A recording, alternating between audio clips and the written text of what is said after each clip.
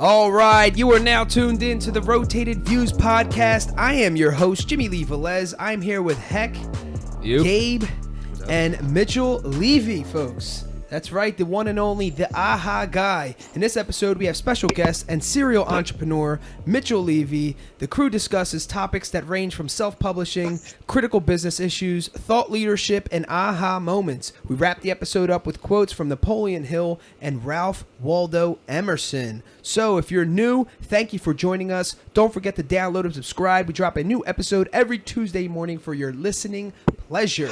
We like to kick things off with a definition from dictionary.com, and this definition, we define aha, used as an exclamation of triumphant discovery, mockery, contempt, irony, surprise, etc., according to the manner of utterance.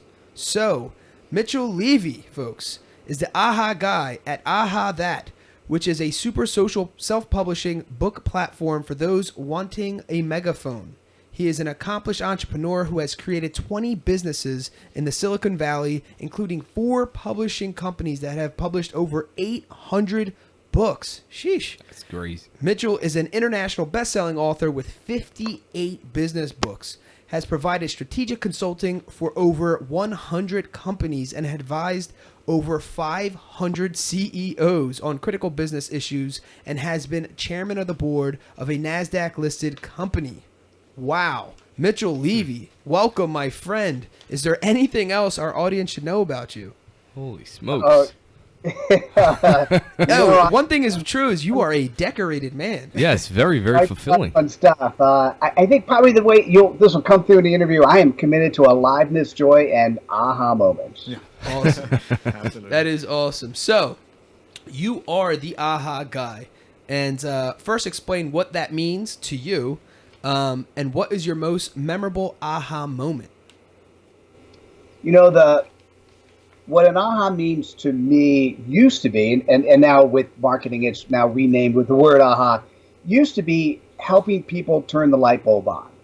During .com days, I was an e-commerce consultant, and my job, whether I was running a classroom, running a conference, doing strategic consulting, or sitting on the board of a public company, my job was to encourage and foster the person on the other side of the table to get that, nowadays, the aha moment, to see that light bulb go on, to figure out, I can't tell you guys, you probably would find this funny. I talked to CEOs, this is during the .com days, who said to me, hey, we will never do e-commerce over the internet. Now, clearly, That's not the case anymore. So that was my job, is turning the light bulb on. And what happens over time is that turning on that light bulb, that aha moment happens more and more. It happens all the time because we have such a phenomenal, today we have such access to great content and great information that the ability to tie threads together for somebody is so much higher. My 19-year-old knows so much more than I did at 19. Why? Because if he has a question, what do? He goes to YouTube and he types in the query, how do we do this? Yeah. And those hours YouTube videos and figure it out. And it's just absolutely amazing. In terms of aha moments, this is different. No matter when I get asked that question, it's always different at any point in time. Let me give you the one that sticks in my mind. I was, at the time I was working, it was the last time I worked for a company. I'm going to date myself, with 1997. Wow, 20 years ago. Nice. So at the time I was working for Sun Microsystems. I was running the e-commerce component of Sun Supply Chain, which is $3.5 billion. And I knew that I didn't want to be a corporate guy. What I didn't like about corporate, I don't know if you could relate to this. What I didn't like about corporate is, whenever my boss asked me a question, I'd answer the question in the way that I thought he wanted to hear the answer, not in the way that I wanted to give it. So I'm sitting here, I'm inside Sun Microsystems, and I knew I didn't want to be here.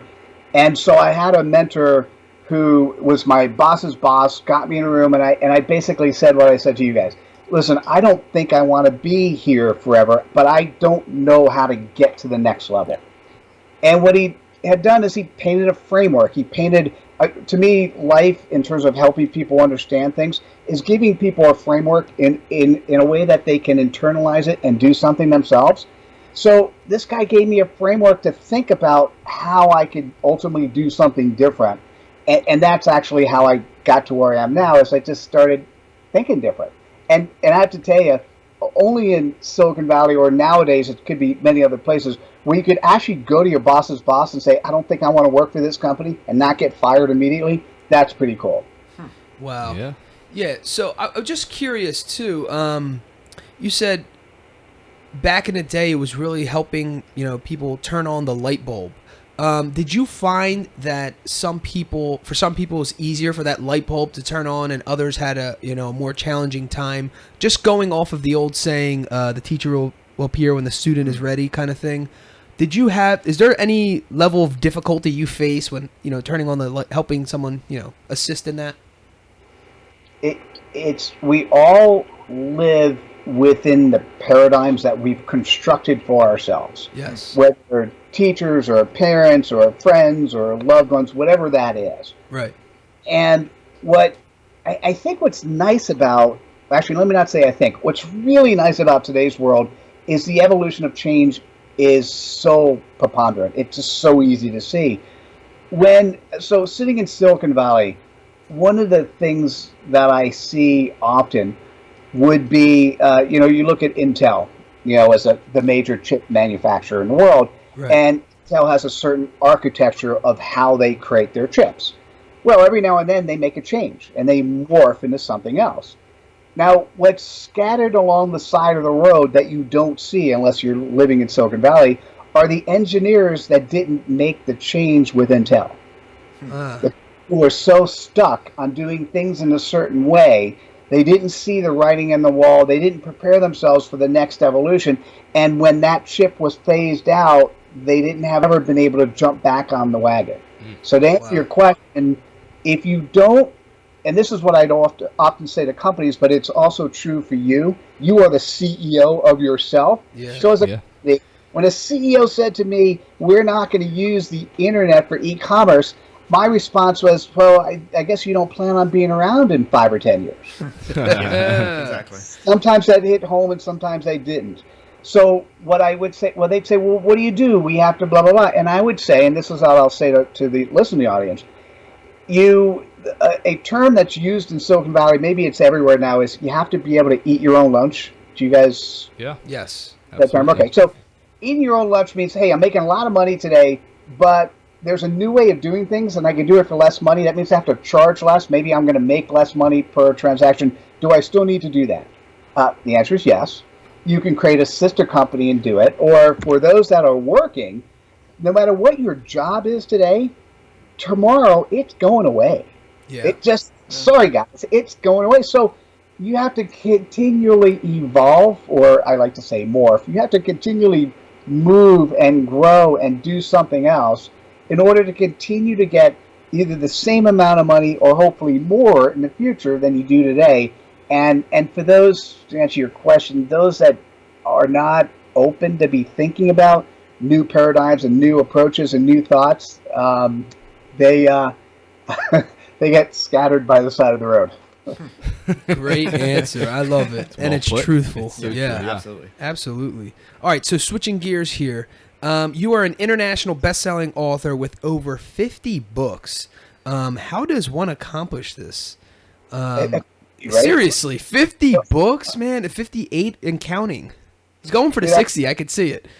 Yeah, you can. It's really funny when there's a number that you get to, and I can't tell you exactly what it is. Maybe it's 35, where it's kind of like, do I keep putting that on my profile? Right. It seems too crazy. One of the things that's fascinating, and by the way, you guys, if you want, let me tell you one of the things that really propelled my publishing, and it's certainly something that you can do. We have a book publishing platform called AhaThat. And in the AhaThat platform, we called an Aha book something that has 140 bite-sized quotes. And I'll tell you, I'm for those listening, I'm holding up the book that I wrote called "Hey, Did You Aha That?" You could actually get to that book if you're listening at aha.pub, pub/aha. This book is free to read, free to share, free to use the platform. So my favorite quote in that book is, "We live in a 7-second soundbite economy. Make it count." Wow. So hard not to internalize that and say, oh, yeah. It doesn't mean we don't have more time. I mean, this podcast, there's absolutely more time. Sure. But if you're actually digesting the podcast, you may listen for 7 seconds. You may the light bulb may go off, right? And then you disappear for 15 minutes, right? That is so true. Something else, right? So what's really cool about an AHA book, it's 147-second sound bites. You only need one. Wow. Right? Your job to capture somebody's attention is just that one thing. So one of the things that I do is I also have an online show. It's a video cast. What we do is we do a Google Hangout, and we do a half-hour interview on Google Hangout. We take the video, which goes directly to YouTube, also put it on SlideShare. We strip out the audio and put it into iTunes. My team then writes a blog post. And then what happens out of every half-hour interview, we pull 40 to 50 AHA messages, 40 to 50 compelling AHA quotes. So what's interesting is 2 hours of recorded content is enough to create an AHA book. Wow. Right? So what I ended up doing is I ended up grabbing a co-host for the month. We would pick 4 guests to interview each and produce an AHA book. So for an entire year, there were 12 new books that came out because I was doing this. Wow. Wow. It was sort of a no-brainer, and it was fun topics, right? Like you guys, you pick a topic that's interesting, and then you have 4 guests on that same topic, and guess what? You and the 4 guests now have created a book. Yeah. And it's like, oh, so that's kind of how it came about, and That's cool. And it was it was fun. It was fun. I love doing this. Wow, that is awesome. So the next question was going to be, how are you coming up with fresh content? But that is straight up genius. It's a very innovative way to do that. Yeah, and collaborative. Yeah, absolutely. So you guys were churning out material like it was what is that? Like the Wall Street Journal, like the website. We just like keep it going. So, and you're also producing content for your website. You obviously had people watching on Google Hangout. It was like win. Yeah, you're already hitting multiple different forms of media at the same time. That's wild. All right, I hope you guys are taking wild. notes here. This is As thought leaders, right? That's what we do. Or let me use the same term, whether or not you call yourself an expert or a recognized expert or a thought leader. If you want to do business tomorrow, people are going to do business with you because what? They know, like, and trust you, and think you can do the job for them. Right? Well, how do you demonstrate that? So that's where an AHA book comes in. The AHA book is the quickest time to market where you can get the credibility of being the author of a book and at the same time demonstrate that you've got the expert status necessary to solve somebody's problem. Is it weird that I'm having an aha moment right now? No, not at all. All right, so just to kind of take 2 steps back, what can you explain for the audience what a thought leader is? So I'm going to do the old world and now the new world. Okay. The old world thought leader was, in the old days, they'd stand on the platform and they'd speak, and their flock, and I use the word flock, they'd say, the thought leader would say jump, and the flock would say how high. Right? There was one recognized expert in the space. They would dictate how the world would work, and everyone would blindly follow. And in a lot of cases, those thought leaders were created because the handful of New York publishers would crown somebody the god of customer service or the queen of, QVC or whatever and that person would have the book, and then that book would be sold everywhere, and that person would speak and consult around. And so you would look to, whether it's Peppers and Rogers or Tom Peters, or you would look to the thought leaders to help solve your problem. Nowadays, so that's the old days. Right. And what's happening is everyone uses in their marketing speech, they use the word thought leader, right? We're the thought leader in space. We do this. And so And by the way, if you look at LinkedIn, I am the first thought leader architect in the world. So what that means is I actually go into companies and we help turn their experts into recognized thought leaders. Wow. For those that are listening, if you buy a computer or you want to write this down, I have a website. I'm going to send you where my definition of thought leadership is, and I'll tell you what it means. So if you go to thinkaha, THINKAHA.com, that's my consulting company's website. One of the tabs you'll see there is a tab that talks about thought leadership. And so it's either the thought leadership funnel, which is like a lot like the sales funnel, or the thought leadership definition. So as a marketing guy, by definition, I have a 2x2. It looks like you're already there. So a 2x2 basically says you define the world by two axes. And in this particular case, how I've defined thought leadership or that space is audience by content. Right? So if you have no audience and no content, you're completely unknown. Right. If you have a large audience but no content, I would call that an evangelist. The old guy, he was an evangelist for Apple. He never talked about IBM. He talked about Apple, right? So it was one side. So evangelist. If you are fairly little audience, but a lot of content, you're the expert. And so if you have, now I'm going to use, once again, I'm putting up my double quotes here. This is the old Nixon thing. I'm putting up my two fingers and doing a double quote. If you have the right audience with the right content, you're a thought leader, or a better way to say it, you're a recognized expert. Wow. And the word right comes down to be a thought leader or to be a recognized expert, you don't need to be, if you don't sell products in Europe, people in Oslo, Norway don't need to know who you are. You don't need to market to Oslo, Norway. It's just not relevant unless that's what you're doing, right? So your audience is defined by the place you play. If you have a physical product or service that deals with a geographical region, your audience is narrow to geographical space, right? And so the type of audience you go after and the type of content you share is defined by who you want to reach, who your prospects are, right? So my definition now of thought leader, I use it synonymous with recognized expert.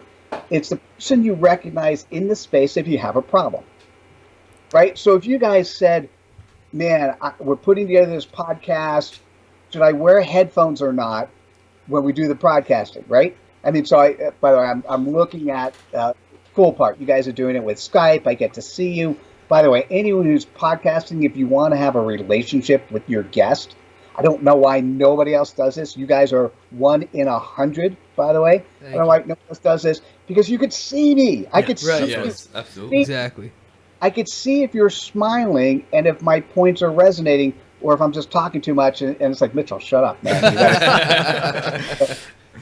So the thing that's fascinating is your thought leadership, your expertise only has to be for you are. So once again, if you guys were deciding whether or not you wear headphones or not, well, I guess you could run an experiment, see how it goes, or you could talk to a couple friends.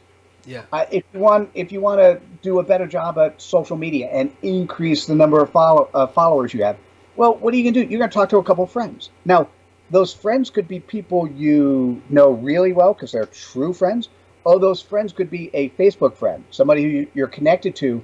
You know, you like, you trust them. They're just not actually in your friendship table, but Facebook called them a friend, so they're your friend. So right. The thing is, in social media speak, my son watches podcasts with guys who have 5 million followers, and they're his friends. Yeah. You know, when they ask to do something, support a non-charity or spend $5 or $15 a month on a product, my son doesn't think a second about it because the hosts have developed a friendship with the audience. Yeah. So recognized expert, a thought leader, is somebody who knows who their audience is and is addressing the problems the audience has. And you know what? And here's the big difference between the old thought leader and the new one.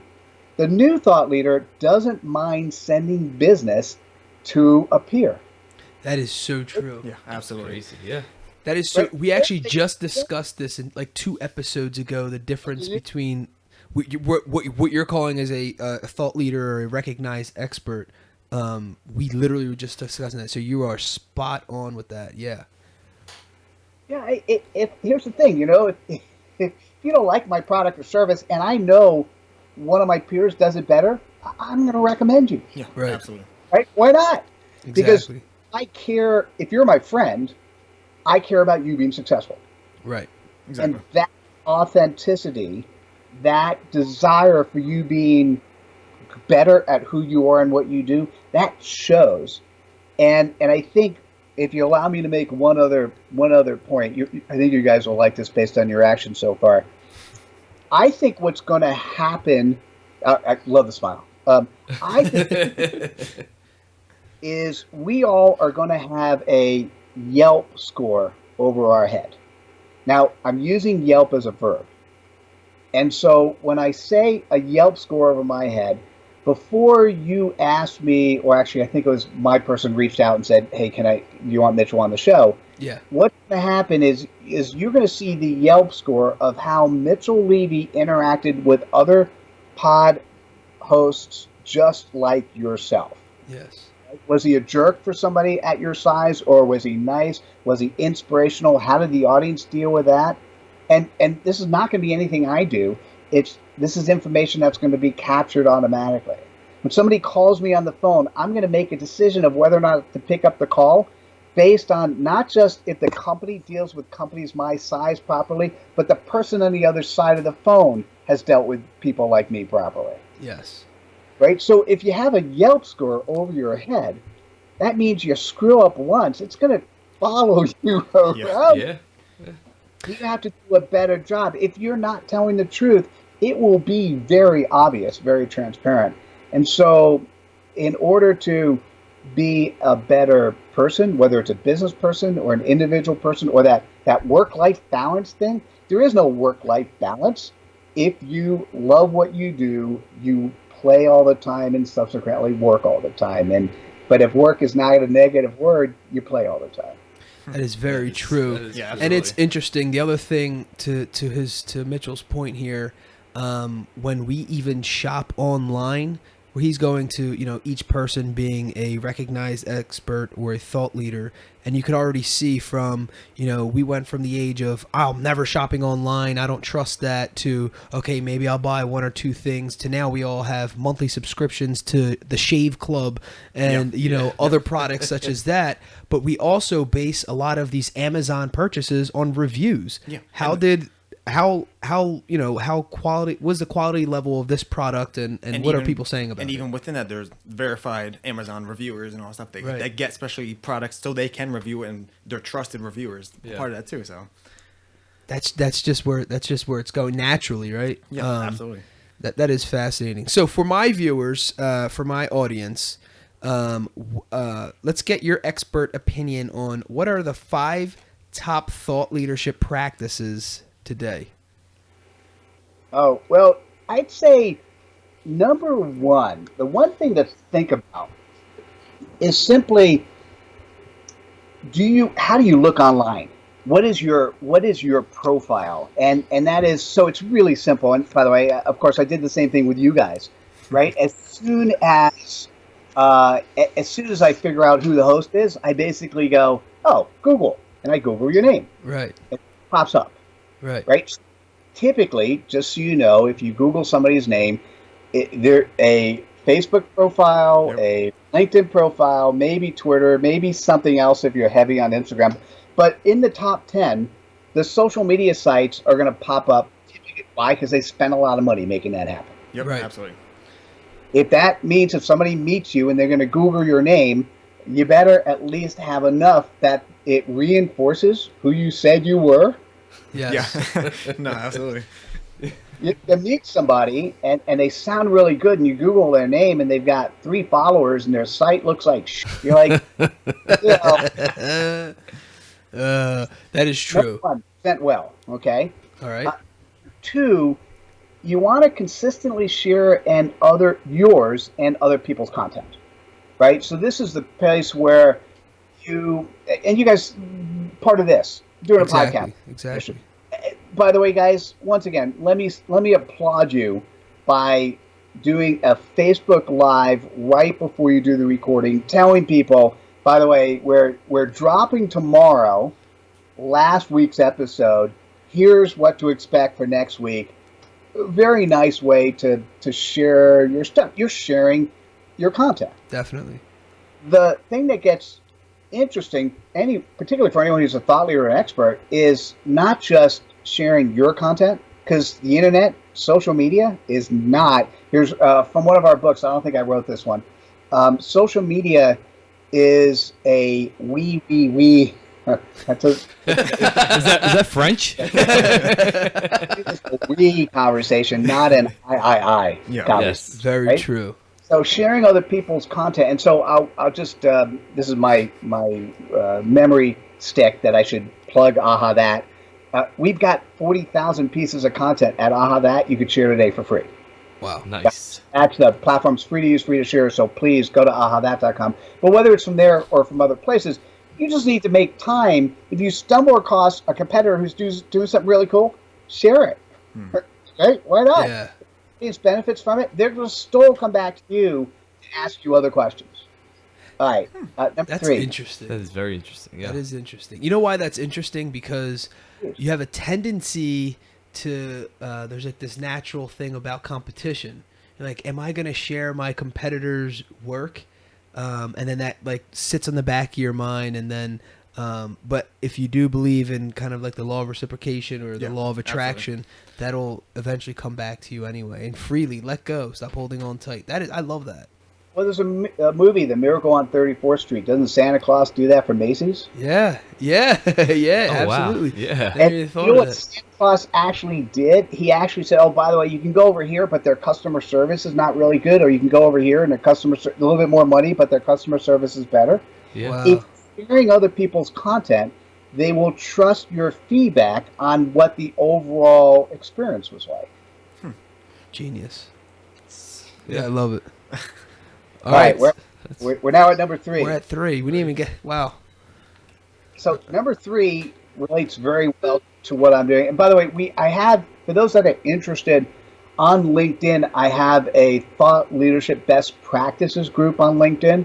You can just go to LinkedIn and look for the group Thought Leadership Best Practices. And feel free to, I look at everyone's profile. I approve most everybody. People left like spammers. I don't like. And so this content comes from the curation of watching what other people post and what works. Okay. So number 1 was present well. 2 was consistently share your and other people's content. Number 3, write a book. Wow. Right. So as you would probably imagine, in the old days, it was publish an article on the Huffington Post, right? Maybe. Right.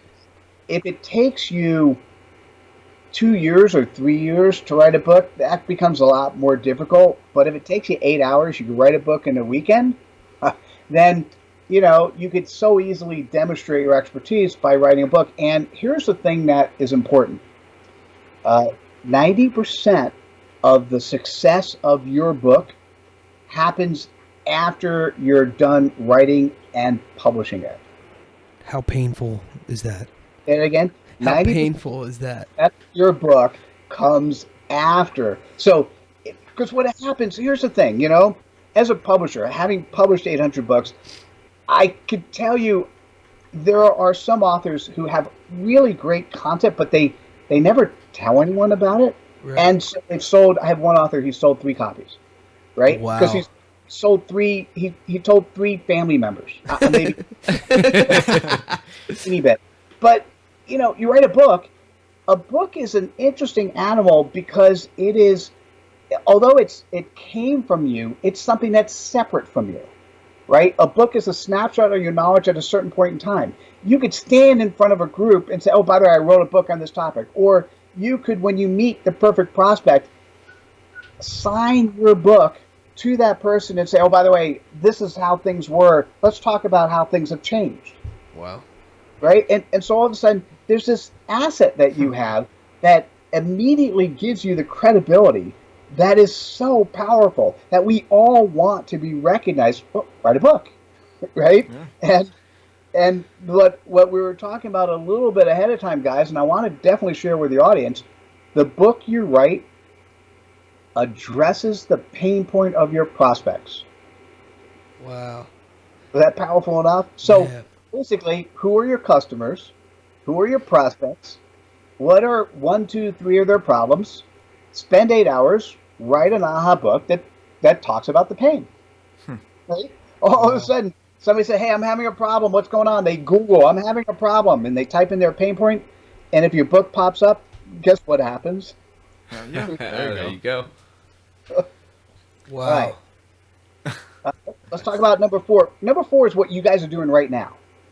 It's create your own thought leadership channel, right? So whether or not it's a channel like you're doing here or getting a column for Entrepreneur Magazine or Huffington Post or something else, it's having something where it's yours, it's your brand, and you're interviewing and interacting with the people and grabbing a following because you're doing this yourself. Love it. All right, do you want to guess number 5? This is you'll immediately say but you may not guess it ever. But I'm happy to. What do you guys think? Thought leadership best practices. What do you think's missing? Wait. So got it. So remember. So 1 is present well. 2 is consistently share yours and others' content. 3, author a book. 4, create your own channel. Number 5, what's a way that you can meet all of the peers in your space, all of your competitors in your space, and have them like you and share your content? Create a best of list. Wow. Best Right? of So list. go ahead and find so if you're a company and you're selling a product, create a best of list of those people who are thought leaders, who are influencers in your space. Right? And then go out of your way to market and advertise. With a best of list, you could also create an image and then send an image to the folks. You could either talk to the people ahead of time, certainly want to talk to them afterwards. Oh, by the way, congratulations for being on the best of list. I'm going to add you to my special list of people I talk about. Yeah. That is genius. The power of now, you just have to spend a little bit of time and a little bit of money making sure that it's valuable to be part of that best of list. That's interesting. That is really good. awesome. Yeah. That is awesome. And you are empowering other people by doing that. Win-win. It goes Yeah. back to sharing other people's content. Yeah. Make them feel good too by telling them, you know what, you're on that list. I'm gonna put you on my list now. Like they feel some type of way about it. They'll feel real good. Yeah, for sure. Absolutely. That's awesome. So speaking on the thought leadership, can you briefly explain thoughtleaderlife.com and what your role is that you play there?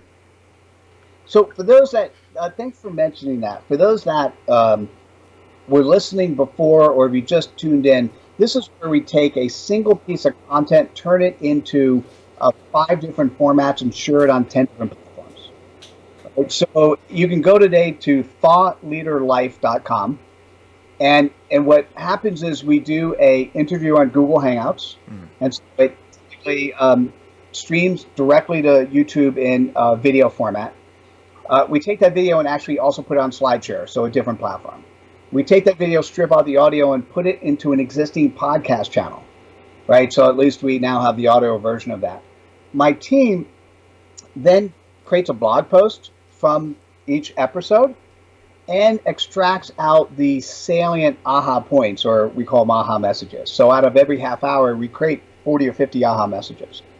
So after a month where I have a co-host working together, we end up having 5 videos, 5 audios, 6 blog posts, because you have a summary. We end up with a aha book, a PDF of the aha book, and a Kindle book. So pretty cool stuff of taking. And one of my favorite, I remember, if you want to take a look at some of the past episodes, cause marketing, where you're doing marketing based on helping to support a cause. We had some great guests on that. And it was, I don't think I knew a lot about cause marketing before the episodes, but you spend 2 hours with some really powerful people and then you publish a book. I'm now a co-author of a book on cause marketing, and I know a whole lot more than I did before I started. Wow. That's nice. Good Yeah, stuff. that's amazing.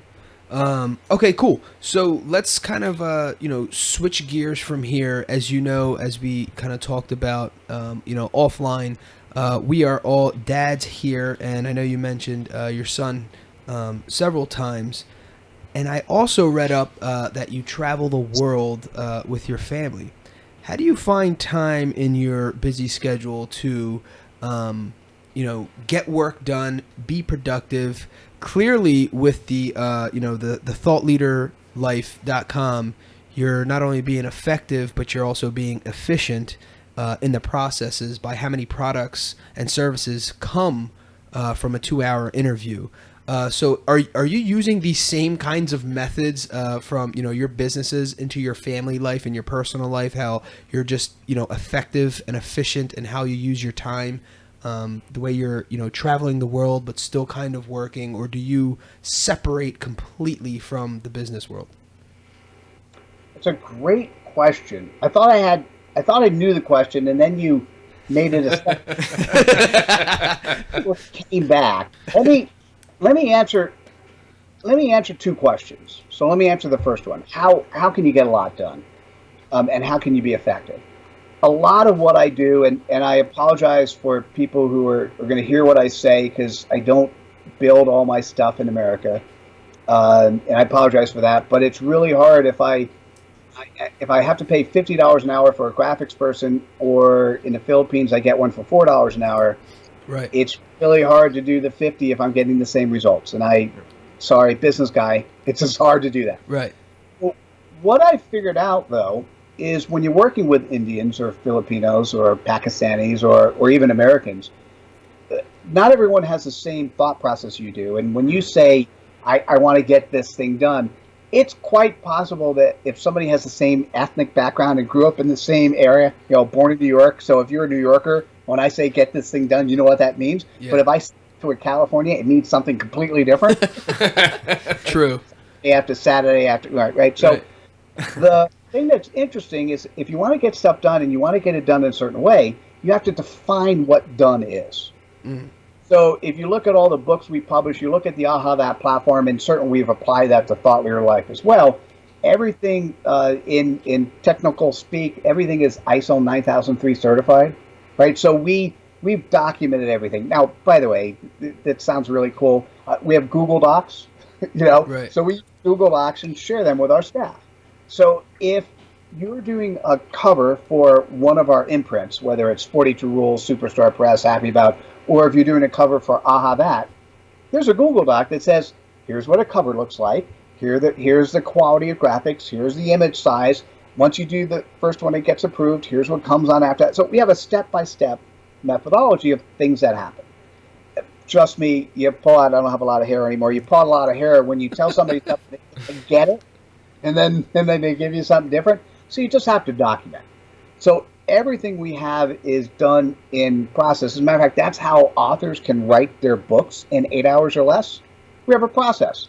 And let me drop the URL now, and then I'll talk about the family. Sure. For those who want to write an AHA book, go to ahathat.com. Actually, you go to ahathat.com and just, you can use it as a guest or use it as, you could sign in as a user. Signing in as a user is free. You just will avoid the annoying guest messages. Okay. Gotcha. And then if you want to write, it's ahathat.com/author. We have an 8-step process. And everything is done with care, with love, with attention, but very methodically, right? So you know what needs to happen. You know how it needs to happen. You know what success is for you. We've defined and helped you achieve whatever that success is. So that's how we get a bunch of stuff done. Now, let's go back to your personal question. So Silicon Valley guy, Silicon Valley people work 60, 80 hours a week. There is no work-life balance, and oftentimes they end up working on things which are separate than what they do for personal life, right?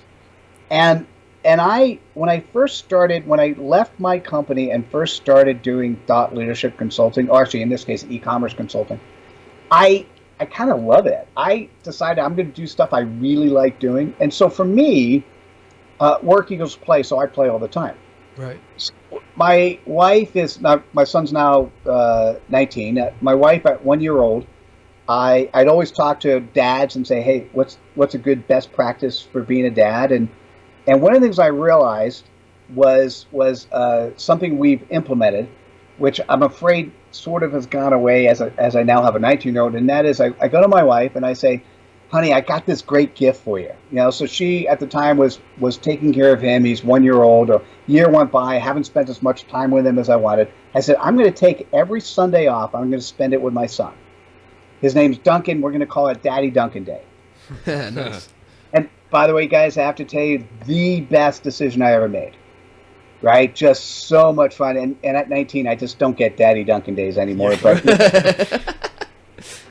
it was great while it lasted. It was lasted to about somewhere between 16 to 17. Right. I even got a couple of them while he was 17, 18. But now that he's coming back from college, I don't get any of these. So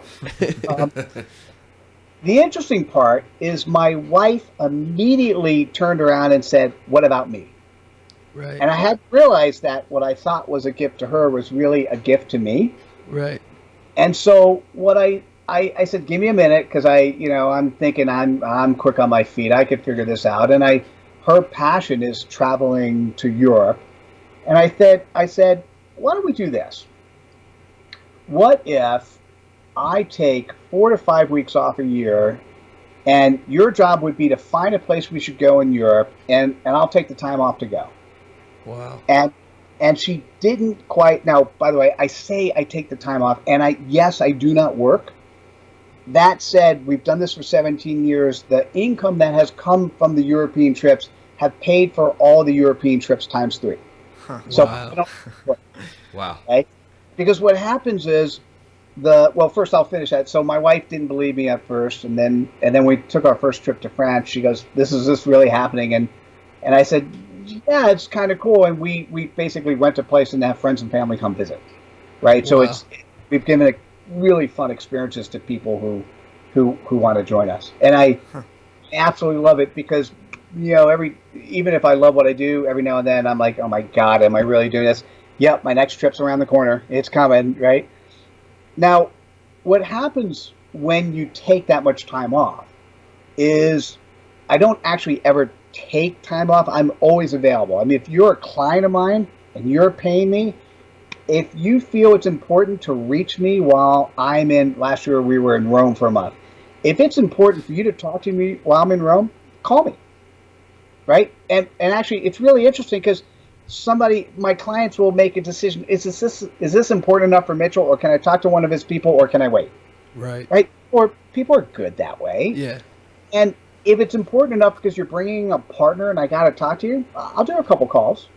We'll do Skype. It's like I'm there. And, if I remember once talking to one of my project managers, we were in Paris.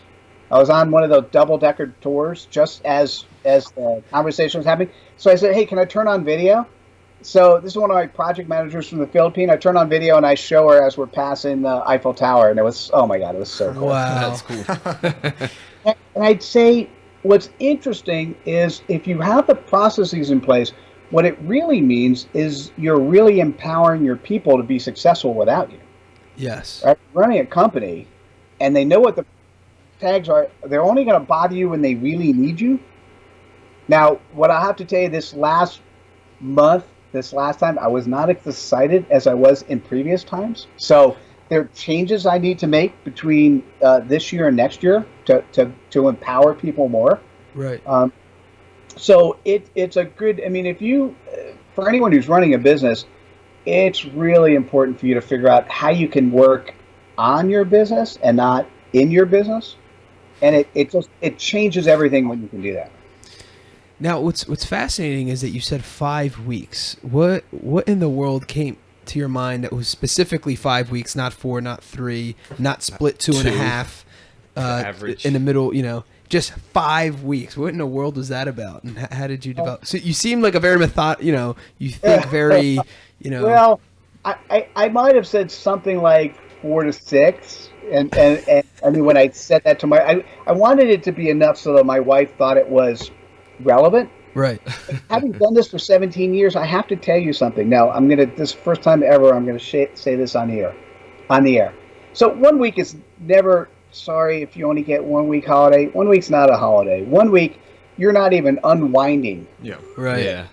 True. When you're week. At 2 weeks, you're kind of thinking, hey, I'm kind of enjoying this.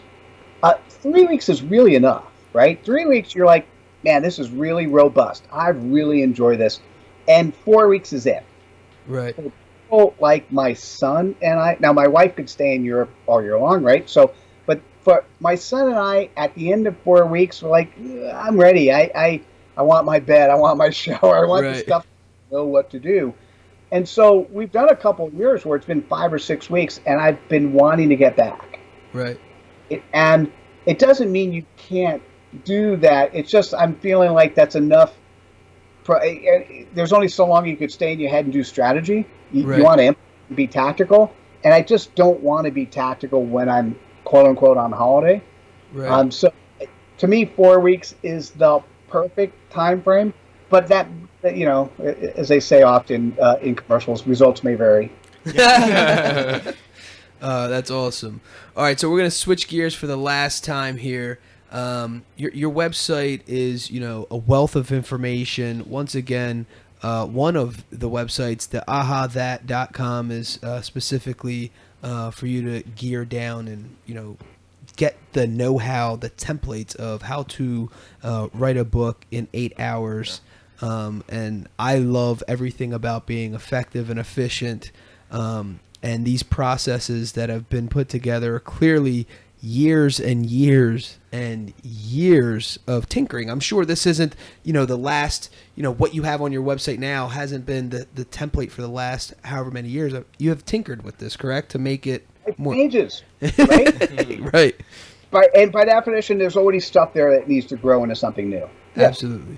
So you have advised over 500 CEOs on critical business issues. Can you give an example of a critical business issue? Because I was fascinated when I read this. Those sort of questions. So for 10 years, I ran a CEO networking group where we get 6 to 8 CEOs in a room, and really a pure advisory group. And I also sat on the board of a public company for 9 years. So critical business issues are almost everything you would possibly imagine. I'd say, not talking about the public company, but talking about just CEOs, the biggest critical issue CEOs have comes down to the following statement. Hire slowly, fire fast. Right? And so what often happens is two people would get together, they'd form a partnership, they'd create a business, it would start growing and growing, and 5-10 years down the road, it's much bigger than it was, and either one of the partners either just is not capable, they can't grow beyond that, or something else has happened in their life. And so the CEO would be in the room and they'd be talking about some of the issues they might have with one of their partners, and their peers would look at them and say, so if it was me, what would you do? And then the person would change their mind, right? And the critical issues, it's always hard when it's friends or family and you can't think, you're too personally involved. And so what often happens in mentoring groups, like, it gives you an opportunity to step out of the shell and think about something different. So I went to another, I don't run anymore, but I went to a CEO group last week, and when I came home, my wife said, how was it? And largely, I had spent so much time since we got back from our break, which now seems like it's forever ago, but it was probably 6 weeks.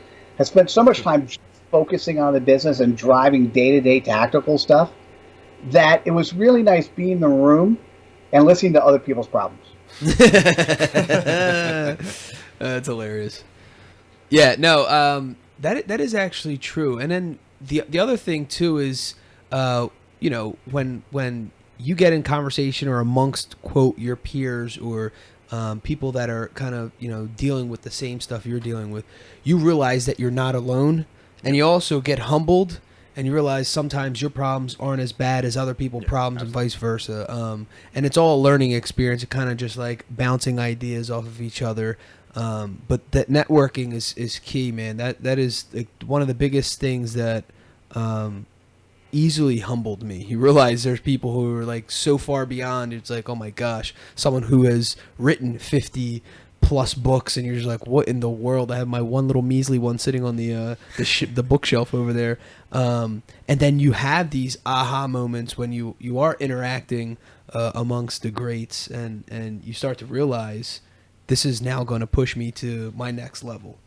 Which is why we always tell our guys, just networking, get bigger and better, constantly, sharpening the knife kind of thing. So that's fantastic, man. I appreciate that. So you have created 20 businesses in Silicon Valley. What business advice or entrepreneurial advice can you give someone who has an idea, product, or service that they want to turn into a business? Now, you did allude to this clearly when you gave us the 5 steps, and whether you want to elaborate on that. I know one of them was clearly writing a book. But is there in general any advice? Because one takeaway that I am getting here outside of, everything else is the processes that you take. And it's kind of like, when, you have something good going, you can step out and that baby's still cooking, right? I'm very excited right now. So is there anything else, any advice that you have where someone's maybe just stuck? They have this idea, they have this little concept, and they're just kind of like, twiddling their fingers, like, where do I go from here? Have you ever been there? And what did you do? By definition, right? Right. The way the world is going and where we are now, you can't just rely on going to work for a company, working for that company your entire life, having a retirement plan in place, and getting a pension and being happy. You've got to have multiple revenue streams. You have to have lots of things going on. You need to make time for the family and all this other stuff you do, but you need to have the best thing you can always do is get a recurring revenue stream or have money coming in the door when you're not working. Right. So from a business advice, well, first, because you mentioned it, I before I forget it, I think anyone who's listening, you should make sure you find a mentor and make sure you are a mentor. Wow. Right? So just as a, by the way, aha moment. Yeah. Find a mentor, be a mentor. They both have different roles and aspects. Okay. If you're contemplating having a business and doing something else, so let me just tell you what I've done, because this is my best advice, because I follow it all the time. So don't just talk about it. Go ahead and do it. So I like to do things in partnership. So I like to meet somebody, and if you like somebody and you want to interact with them, you're like, hey, man, it'd be fun to do a business together. And you talk about what the topic is and what you want to work on, and you go, great, let's get our first client. Right? So then you go around, you start talking to a couple of people and say, hey, I'm working with so-and-so, we're thinking about doing this. How'd you like to, I'll give you a discount, but how'd you like to be a client of ours? So what happens is you then get your first client, you decide you want to play with somebody, you get your first client, and sometime during that client experience, it will hit the fan. By definition, something going to for dads, that has a different meaning. Exactly. And when it does, that's when you can determine the mettle of the person you're working with.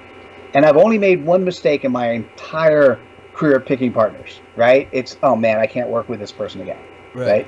Now, here's what happens. After you're done with that project, let's say you never get another client. Well, that's okay. You've had a fun experiment. Notice, you don't have a stale business. You had a fun experiment. Now, if you end up getting more clients, well, that's when you sit down and you figure out what the business model really is. Wow. Right? Don't barter around with who's the experiment and who's getting this amount. I mean, it's okay to have this handshake stuff, but all the stuff that goes into IP, now this is just me talking, right? So don't take it with a grain of sand, but all this stuff that people do that stops them from actually going out and satisfying customers gets in the way of you being an entrepreneur. And if you'd rather do that, maybe you should be a lawyer versus being an entrepreneur. Wow. I was tongue in cheek. you know. No, that's again, it still boils down. I mean, everything Mitchell says is effective. It's being effective and efficient. Why would you get into this entire business with somebody? Why would you map out the Let's date first before we get married, kind of thing. I like that. That's a nice way to. I'll use that next time. It's a better summary then. That's the book we need to do is date first before you marry. So, yeah, exactly. All right. So, lastly, did you want to? I don't know if you want to, announce anything. Is there anything next for you? What's in the business plan? What next big thing are you looking forward to? So I'm going to use this as the opportunity to share a couple pieces of content thing we have going on. Cool. So for those who want to write an AHA book, once again, go to ahathat.com/author. We charge $450. At $450, we do a cover design, copy edit, content edit. For those who are students or teachers at universities, we have a scholarship program for students and teachers. So certainly apply for that, and we're happy to work with students and teachers. We've done a number of fun books that way. For those that are looking for content to share, one of the things that I do is if you go to ahathat.com/phrases, we have 39 books. I think I showed you one before, guys. It was the word thank you. So we have the word thank you in 140 languages. We have a phrase book, aha.pub/happy birthday. Happy birthday. I do aha.pub/happy birthday or do the right thing. So aha.pub/do the right thing. It has do the right thing in 100. So, take a look at the phrases. It might make sense. It really, the one we're working on right now, and as soon as I hang up the call with you guys, we have the book I'm Sorry in 100 plus languages. It turns out there was this business relationship that I made a mistake. Right. It was one of my members, but it was me. I made a mistake, right? So because it happened. And I wanted to say I'm sorry and it never worked. So I thought, well, why don't I create a book? So I'm going to have a hardcover book with I'm sorry in 100 plus languages. And if that doesn't, maybe that, well, if it was a girl, it'd be that in a row. I love it. Doesn't work, man. I'm telling you. So check out ahathat.com/phrases to see the phrases that we have. And I thought I'd leave you with one last thing because you're going to read a quote from Napoleon Hill. We also have a series of public domain books. So aha.pub/Wizard of Oz. We also have Think and Grow Rich by Napoleon Hill. So I've got 140 quotes in the platform. So if you go to aha.pub/Think Grow Rich, you can now start quoting Napoleon Hill, and I've got 140 of those. Basically, click on a button to share on Twitter, Facebook, LinkedIn, Google+. And so it's pretty fun. It's pretty powerful. Mind? I'll give you one last thing. So This is if you like this and you're starting a business, and because I need to say this because otherwise the person who booked me is going to slap me around. We have a product where if you wanted to get a half hour of my time, and I guarantee that I'll give you 3 AHA messages that you can share with your audience. The URL to go there is aha.pub/I-want-3. So aha.pub/I-want-3. The letter I want and 3. And it's basically a half hour. It's $297. And I guarantee you, and I'll keep talking until we're done, I guarantee you I'll give you 3 AHA messages that you want to share with your audience. And for you guys, what I'll do is I'll give you a coupon code. It could drop the price by 100. So if you type in the coupon code radio, RADIO, it'll drop the coupon code it'll drop the price by 100. And once again, this is me. I love creating messages. I love turning the light on and having people think differently. And so I guarantee you, we spend a half hour together. You got 3 AHA messages that you can share with the audience. Beautiful, and thank you. So there you have it, folks. You have the ahapub.I-want/I-want3. That's a 30-minute conversation for you to get your 3 AHA moments. And if you have a coupon code with radio, it's just radio, correct? Yes, sir. Just radio. Who will knock off 100 off that. And like he said, ahathat.com. aha.pub, Think Grow Rich. aha.pub Wizard of Oz. And if you want to join, the phrases is ahathat.com/phrases. Is that correct? There we go. Yep. Thanks for writing all this stuff down. Absolutely. It's important to me. It's very important to me. I appreciate your time. And we will wrap this up with 2 quotes. The first one by Napoleon Hill, and it goes, "If you cannot do great things, do small things in a great way." And the second one is by Ralph Waldo Emerson. "What lies behind us and what lies before us are tiny matters compared to what lies within us." So there you have it, folks, the AHA Guy. In this episode, we had special guest and serial entrepreneur Mitchell Levy. The crew discusses topics that range from self-publishing, critical business ideas, thought leadership, and aha moments. We wrap the episode up with quotes from Napoleon Hill and Ralph Waldo Emerson. ahathat.com. Thank you, guys. Awesome. Guys, thanks again for joining us. The Rotated Views podcast was produced for self-development purposes. Huge shout out to our sponsors. This episode is brought to you by the Blessed Lifestyle brand. That is BL3SSED.com. Also sponsored by The Motivation Files Unleashed.